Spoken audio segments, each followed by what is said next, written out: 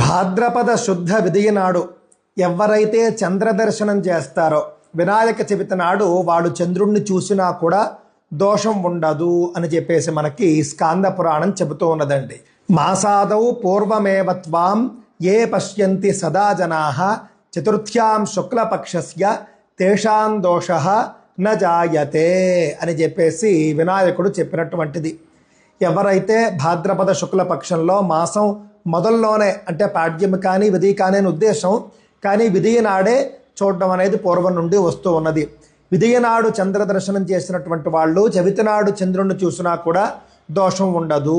ఈ విధమైనటువంటి శాపావకాశాన్ని వినాయకుడు చెప్పిన తర్వాత తదా ప్రభృతి లోకోయం ద్వితీయాయాం కృతాదరః అని చెప్పేసి మనకు కనిపిస్తూ ఉన్నది.